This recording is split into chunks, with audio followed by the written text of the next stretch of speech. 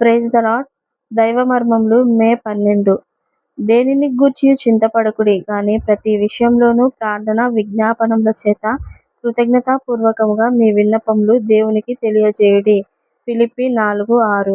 వివాహ విషయములలో మనము దేవుని చిత్తమును కనుగొనవలెను. యవనస్తులు ఒకరినొకరు ఇష్టపడి ఆ సమయమున దేవుడే వారిని జీవిత పాలిభాగస్తులుగా జతపరచుచున్నాడని తలంచుదురే గాని దేవుని చిత్తమును మాత్రం అడిగి తెలుసుకొనరు. దేవుని చిత్తమును ఎరుగుటకును ప్రార్థనా సహాయం చేయగల వారితో కలిసి ప్రార్థించుటకు నిరాకరించుదురు. అందువల్లనే ఈనాడు అనేక అసంతోషకరమైన గృహములను మనము చూచెదము. అనేక ఉన్నత తలంపులతో వివాహ జీవితమును ఆరంభించుదురు కానీ కొద్ది కాలమునకే వారు కలిసి జీవించుట కష్టమగును. కుటుంబంలో ఎడతెగని కలహములు, వారి స్వంత హృదయములలో సంతోషము లేకపోవటను వారు గమనించుదురు. అందువల్లనే వివాహమునకు మునిపే అది దేవుని చిత్తమో కాదో నిశ్చయం చేసుకొనవలెను. మన సేవ పరిచర్యల విషయమై కూడా దేవుని ఏర్పాటును తెలుసుకొనవలెను. ఈ పాఠమును అనేక సంవత్సరములకు మునిపే దేవుడు మాకు నేర్పించి ఉన్నాడు. పరిచర్య విషయంలో దేవుని ఏర్పాటును తెలుసుకొనుచున్నందువల్లనే డబ్బు విషయమై ఇతరులను అడుగనవసరము లేదు.